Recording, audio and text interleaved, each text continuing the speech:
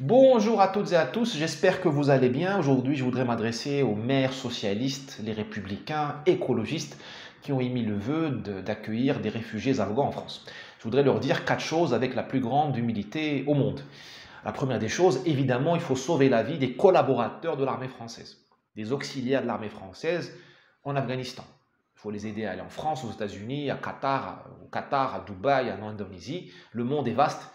Ceux-là, il faut les aider. Mais là, on parle de 0,5% des flux qui nous attendent, voire beaucoup moins. Deuxième chose, la France ne vous appartient pas.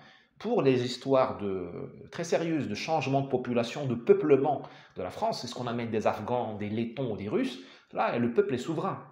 Il faut lui demander son avis au peuple. Ce n'est pas à vous. Vous avez été élu pour vous occuper des paysages et de l'urbanisme, pas pour changer le peuplement de votre pays. Donc vous n'avez pas le mandat pour ça. Troisième chose, nous voyons bien qu'il y a un peu de cynisme là-dedans. Parce que les immigrés, depuis 40 ans, on connaît l'histoire. On a mis les immigrés, une grande partie est naturalisée et ils votent à gauche.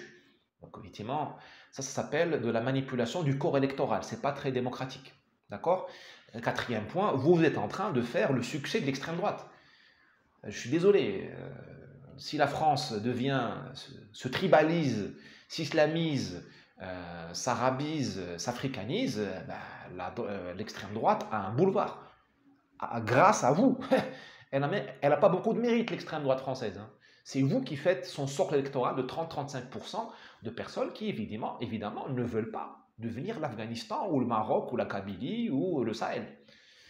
Enfin, pour conclure, je trouve que vous nous piégez, chers messieurs progressistes. Vous nous piégez. Parce que moi, j'aurais bien aimé parler de la Chine, de la Russie, de l'intelligence artificielle, des maux de notre époque, des problèmes de notre époque, de la dépression qui ravage notre jeunesse, du chômage, qu'est-ce qu'on fait avec Uber et le chômage et l'intelligence artificielle, de la réforme de l'éducation qui nous attend.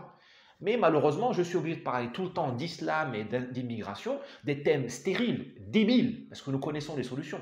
Parce que vous ne nous laissez pas nous occuper des choses sérieuses. Vous importez des problèmes en France.